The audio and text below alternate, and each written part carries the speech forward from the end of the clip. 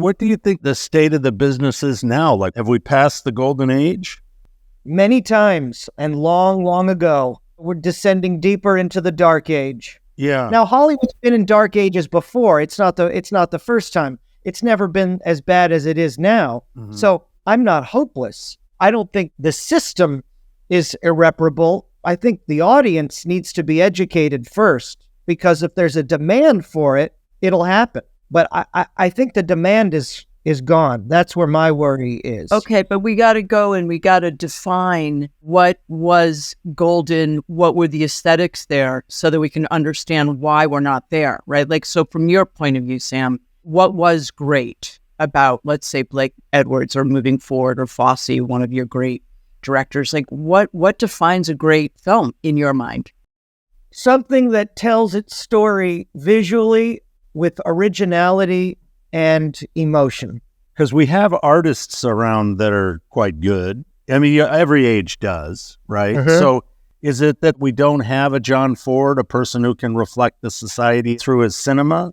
No, do we not? They're there. They're there. Talent will always be there. But movies are expensive.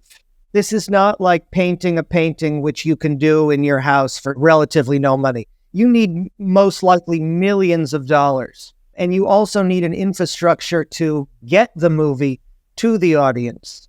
And not only that, but with so much competition in the media, you need money to sell the movie to the audience, to get the audience aware that this movie exists. So these are all relatively new challenges for films and filmmakers. It was not the case 10, 50, or, 70 years ago. It's gotten progressively harder to compete and distribute. And the audience has gotten dumber, unfortunately. Is it they've gotten dumber, or that it's gotten more fractured so they don't have a place to find the movies the way they used to? I think it's harder to find the movies, but also because it's harder to make them. Mm. And also, yes, we have been made a little bit stupider. Okay, but is that because of the rise of reality television or People magazine? I mean, what are the factors that are making us as an audience not as smart? That's a part of it. We've also gotten lazy in every possible way. I mean, down to having our food delivered, down to having our groceries delivered. We live in a world where a click of the button can get us what we want, or what we think we want. Yeah. So there's a much more addictive tendency in the culture now. And a lot of that stuff is great. I mean, I love having my groceries delivered. I love being able to Zoom with you right now. That's a really nice thing. But it can be exploited. And we have allowed ourselves to exploit it. And in so doing, have neglected our hearts, minds, and souls. War films are a reflection of the society at any given moment. Like if you watch World War II war films, America, everybody's supportive of America. And then you get to Oliver Stone and you have Platoon, and the people in the platoon are attacking the actual platoon. Do you think that the best of movies reflect our society at a given moment? And have we veered off that track at this moment in time? I don't think a great movie has to reflect our society. I mean, Young Frankenstein, for instance, is not about our society. Maybe some academic can tell us a way that it is. Yeah. But we go to Young Frankenstein because it's hilarious and because it's beautifully made for those of us who care about that stuff. So no, I don't think a movie has to give to society. But the point it does, and if it's funny, that's a gift to society, Yeah. But the point you make about America fracturing, going from the so-called good war of World War II to the bad war of Vietnam, that's fractured the audience. It's fractured us spiritually. America is now to many Americans a dirty word, and we've earned that. We've earned that. Now, what it means is we're divided in terms of our ultimate concerns as an audience. What do we believe in as Americans? What is our myth? So it's harder to tell stories for everyone now. And in the way Hollywood used to be, these stories were for everyone, even if they didn't look alike, or sound alike, these movies resonated on the deep American level. And the reason I emphasize American is once you go international, you have to satisfy, it becomes so much harder to satisfy everyone. And get the buy-in from foreign territories. And suddenly the tail is wagging the dog.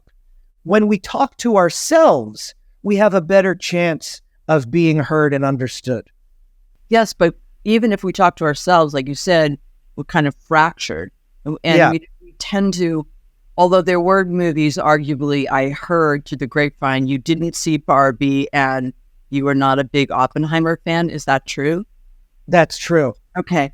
But arguably, some people would say at least that brought lots of people together, because what we are losing is, going to the cinema as an event that would bring large groups of people together. We all have that common experience, and we can at least connect on that level. But now, are we saying there's so many competing interests, so many different point of views about our society, and we're polarized in our own bubbles that even movies can't bring us together as much? I think it's very hard. I think it would be very hard. I mean, I would like to see it happen, and I still believe that it can happen, because if you tell human stories about our lives and they're truthful, then yes, I do believe if they get out there and get the distribution they deserve, then they can. This movie, Past Lives, absolutely succeeds on those terms. Barbie and Oppenheimer were really movies that we were forced to see. They bought the audience, and that's one way to do it. I just wish what they delivered was worthy of the expense. You mean because the advertising campaigns were so strong? Right, yeah. It was like if you didn't go, you were missing out. Right. It was a gun to your head. And yeah, I've checked in on Barbie a little bit. I can't speak to it. I don't really care from what I've heard to sit through the whole thing. But Oppenheimer, I really felt was a soulless undertaking. But people disagree, I mean, I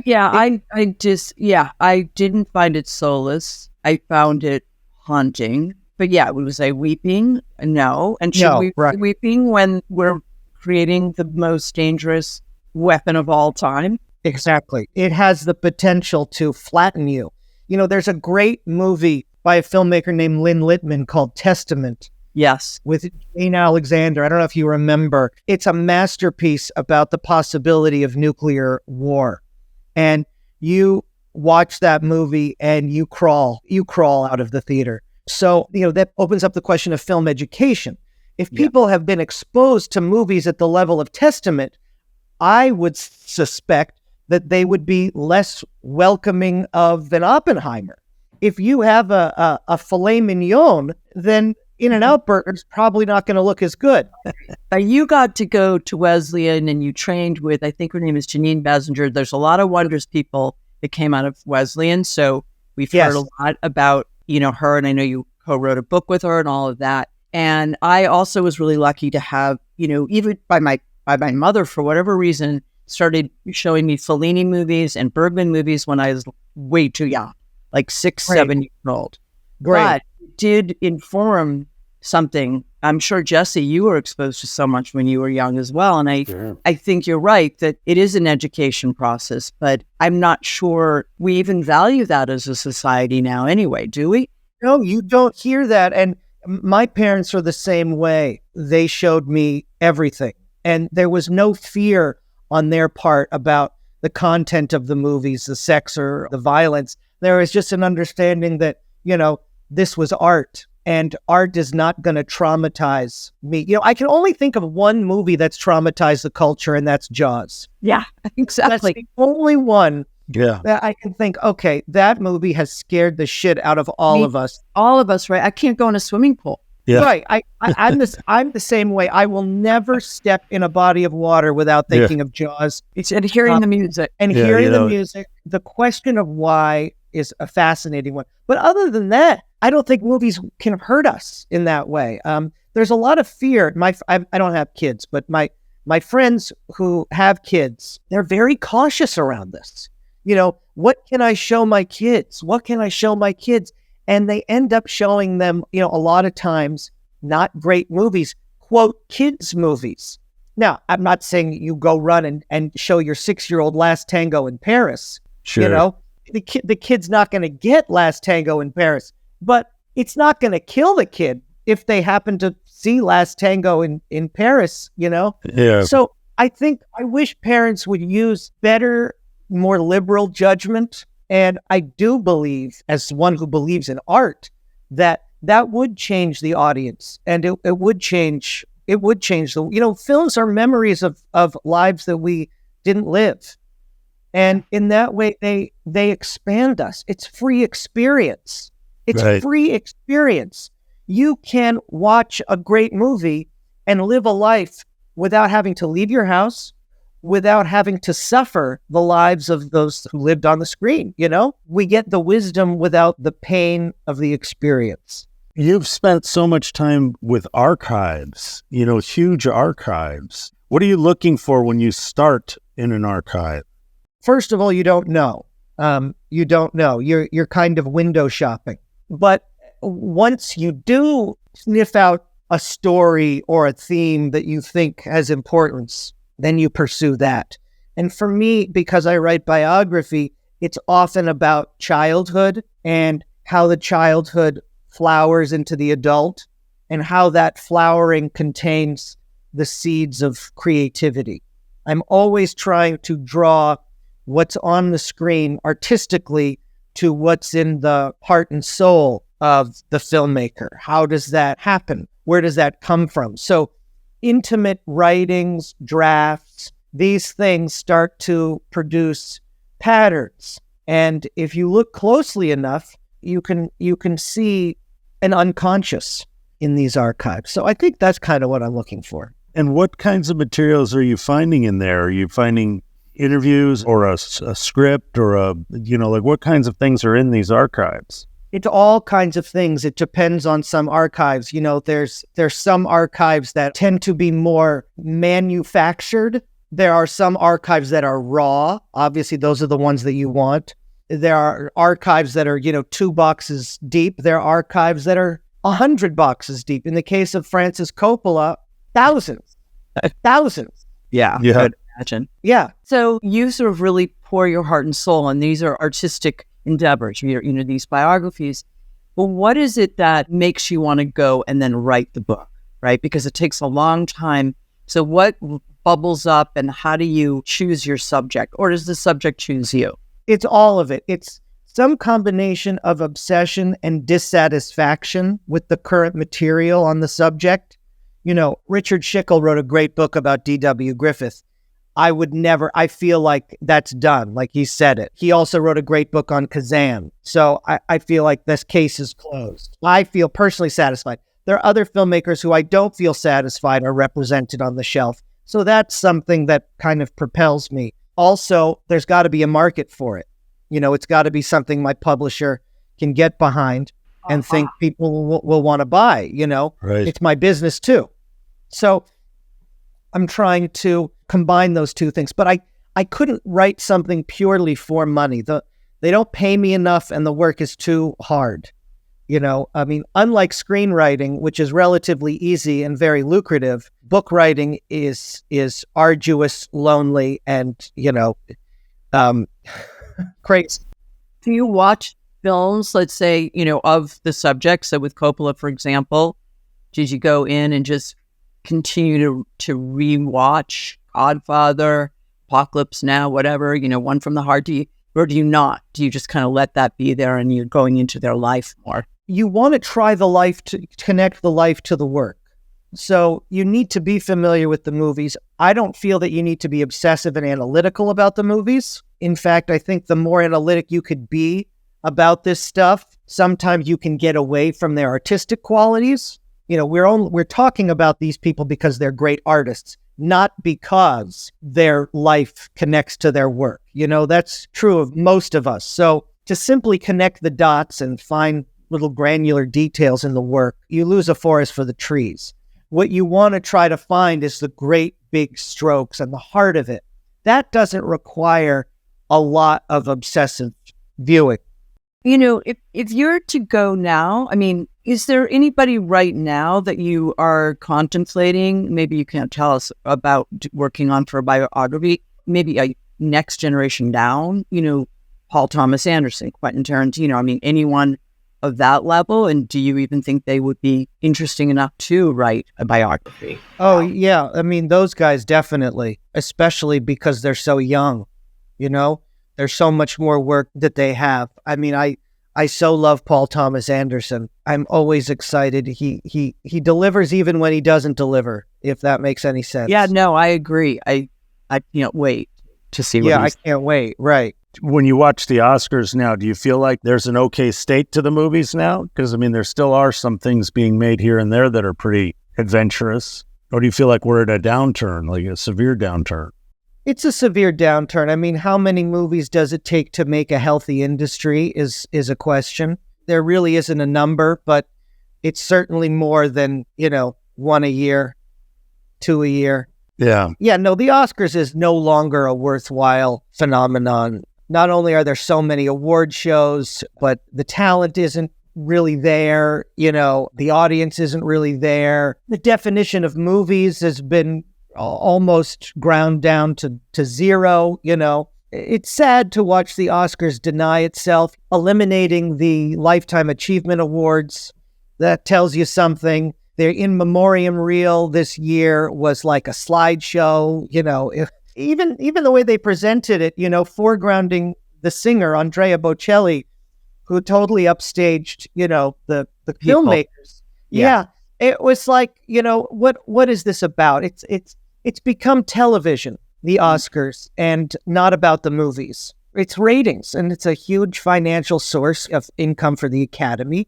So, unfortunately, they've decided that they have to debase themselves. It wasn't always the case, and it's not nostalgia because, you know, the other Oscars are there to watch. You know, you just look at the other nominees, you know, from years past, and you can see, you know, how far we've fallen. You know, I think 1974 Best Picture nominees were Chinatown, Lenny, Conversation. There's just... Right. Do you think a venue, though, like just in the United States, so Sundance still, do you think that there's still a place where more artistry can be nurtured? Yes. I despair when I think about what was, you know, in Sundance, how those movies got from Sundance 30 years ago to our movie theater. Yeah. Now, if they get to the movie theater, they last 3 days. If they're extremely lucky, sometimes they find homes on television, streaming, and a real filmmaker can't survive on television. Yeah, I mean, that's something that I think that is critical to what you're talking about, kind of this, not death of, but the idea that a filmmaker, they're making it for you to be watching it in the dark, in a room with a lot of other people, and they're not making it for television. They're literally making it for a different platform. And so the fact that we can just sit in our homes and watch them has really changed everything as well, I think. Yeah, it takes the element of awe out of it. Yeah. You know, when you go to a great movie and you're looking at this screen that's the size of a building, if you're in the hands of a great filmmaker, these sounds and images overwhelm you. And that same movie probably won't overwhelm you in at home. Now, there are exceptions to that. In the case of some towering masterpieces, you know, you could watch them on a fairly big screen and be moved and be touched by them, but still it would not have the same effect. It would not get into your body the same way.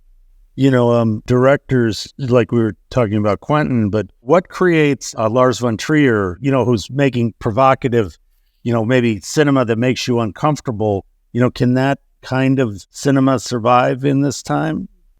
Not on the mass scale, I don't think, because people change the channel. You know, one of the other virtues of going to a movie is that you cannot turn it off. You're there. And you're not picking up the phone and you're not switching to another movie. Of course, you can leave, but chances are you're not going to. You've taken the effort to hire a babysitter, drive the car, go to dinner, park the car. So there's going to be a level of respect that you pay to the film that you won't at home. It changes the quality of your attention.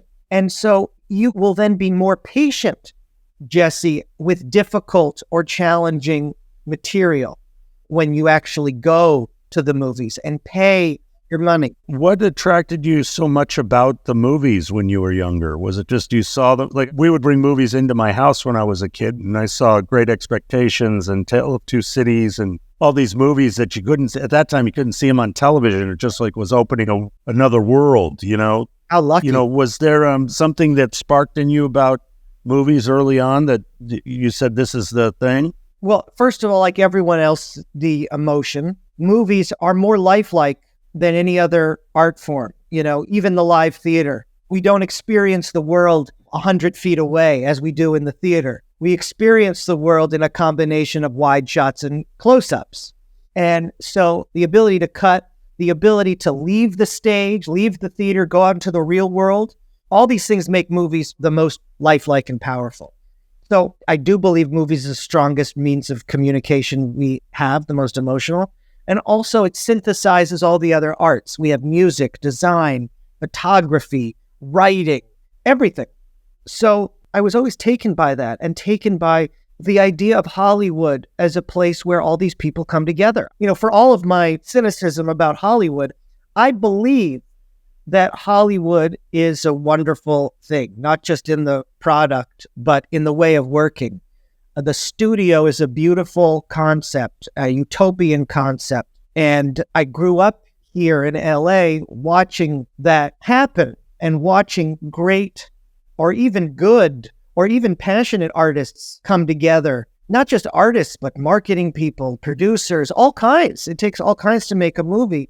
And that I found really beautiful, the process as well as the product.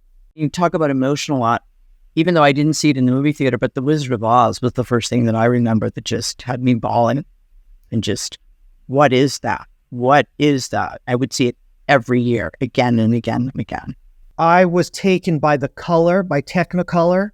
I mean, talk about a cinematic large screen experience when you see a Technicolor movie on the giant screen. And of course, Judy Garland, talent, undeniable power of an artist, star, voice of a Judy Garland.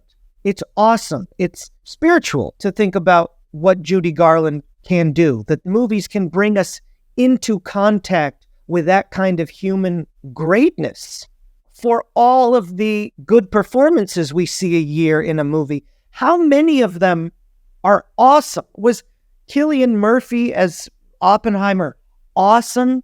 You know, I don't think so. So yeah, that's Wizard of Oz. I'm to touch that. Was your first book the Fosse book? My first book was about Blake Edwards. Ah, wow. 10. Yeah. Yeah. 10, one of my favorite movies. Yeah. Still great. It's still great. They don't make movies like that anymore, I No, guess. they do not. I'm from the old oldies but goodies, right? So yeah. Me too. What took you about Bob Fosse? Just the endlessness of his, genius. You know, that this guy had a style of dance that was his own, style of filmmaking that was his own, was emotionally fearless about what the musical could do. I also understood his world of show business. I also really connect to what he's about on a thematic level. How much of what we do is razzle dazzle and how much of it is real, not just in terms of the work, but in who we are as people in show business and entertainment. I really connect to that. So when you're going to write a book about him, how do you start? Where are the sources that you're going to go to for something like that? Well, one of the great assets of Bob Fosse is that he died young. It was a break for the writing. It was a huge break for me. So many people are around. I wish he hadn't died young. Yeah. We would have more work. So there I could really start from scratch and get in there. So if you're going to write further back, if you're going to write about, not that you did, but say Preston Sturges or something like that, how would you go about researching something like that? Well, it would be harder. It would be harder. You would be relying more on archives, and you'd have to be digging for sources that people hadn't found before, or you'd have to have a point of view that someone hadn't approached, someone hadn't attempted. It's harder the farther back you go because a lot of that gold has already been mined. But I'm working on a book about Frank Capra now. Ooh, good. Yeah, thanks, Priscilla. And there are archives that haven't been mined to my satisfaction. So I think that'll be an exception to the dying young principle. You know, there's so many directors where it kind of works for a while, then it no longer works. Like I'm thinking about De Sica, you know, like his early movies are so amazing, and then like, you know, he sort of changes into something else. Do you think that these genius moments with most of these directors, it's like, how do you keep a guy like Scorsese going, you know, where it's like he just keeps making movies? You know, that just seems harder and harder to be able to do now, you know? It is hard. I mean, movies are a young man's game. They take physical effort, and they're arduous. So it's oftentimes easier when you're younger. It's a huge investment. So if you don't have the hunger, and sometimes when you get successful, you lose that hunger. If you don't have the hunger, you might not get there. Also, it's easier to sell to young people. So it's harder for filmmakers who aren't making movies about young themes to get their movies made. And so sometimes they feel like, well, this isn't who I am. I don't want to do this. What do you think at 84 is driving Francis Ford Coppola then? You know, he's not a young man. Right. And he's still chasing the dream. So what's driving that? Well, Francis wants to change the world. He wants people to think about utopia. It's the biggest possible ambition imaginable. So I think with Francis, it's less about filmmaking, less about artistry than it is directly addressing the audience to the tune of 140 of his own millions, actually. It tells you something about the movie business that, you know, one of its elders and most respected practitioners has to dip into his own savings to make a movie. But that's why he invented zoetrope. It is interesting, you know, it's like, it does seem like the movie business has changed so much, you know, in recent years, and streaming seems to have really made it so that people have been trained to just sit at home and watch the movies, you know? Yeah, it hurts. It hurts, you know, and we just have to keep reminding ourselves that, you know, movies are not television. It serves a different purpose, and television can do things movies can't, obviously, in terms of long form, in terms of live content, in terms of the news, getting the news. You know, we don't go to the movies for the march of time anymore because we can turn on the TV. That's a big advantage. That's great. You know, that's a good thing that we can watch the news at home. But when it comes time to motion picture art, you're not going to get that. You're not going to get that at home. We need to be reminded of the distinction. Have there been movies in the last few years that have affected you? Yeah, I mean, I loved this movie, Past Lives. I think Bradley Cooper is on his way to being really special and is showing a lot of passion and a lot of creativity. I wish he was taken more seriously. I think people think of him as an actor. You know, I wasn't a fan of Scorsese's last movie, but that's allowed. You know, he's still a giant. Same with Spielberg. Wasn't a fan, but a giant. I love the filmmaker Edgar Wright. They're still out there. I don't want to say that you can't make a good movie anymore. I'm just saying I wish we were in a culture where it was more ubiquitous. Let the audience know, kind of give them some auteurs they should kind of go pay attention to. If they're going to sit at home and watch the Criterion Collection or watch a film at home, who are some of the greats? Oh, man. How about Kurosawa? Kurosawa, Billy Wilder, Orson Welles, Scorsese, as we said, Spielberg, Fosse, John Cassavetes, Hal Ashby, Peter Bogdanovich, Woody Allen, Robert Altman, Howard Hawks. There really are so many. Billy Wilder, by the way, I'm on a film watching the classics with my son, and Some Like It Hot is as brilliant. It's more brilliant today. I feel like I've seen it so many times, but I just watched it like a couple of weeks ago. what makes that still a classic? It's still so relevant and hilarious and bold. I mean, in today's culture, it's really bold. But what makes something last? Oh, man. It's deep. It's deep, and hilarious can be an answer to hilarious can be deep. Hilarious is deep. Yeah. Movie's hilarious. The movie's hilarious. But who knows? Yeah, who knows? That's probably the right answer. If we knew we could manufacture it, Right, probably. Well, Sam, thank you for coming on and talking to us about this stuff. Appreciate it. Yeah. I've always loved to. We could just keep going, and Sam's written several incredible biographies. The most recent one on Francis Ford Coppola, The Path to Paradise. So check it out and go to the movies. Okay? Go to the movies.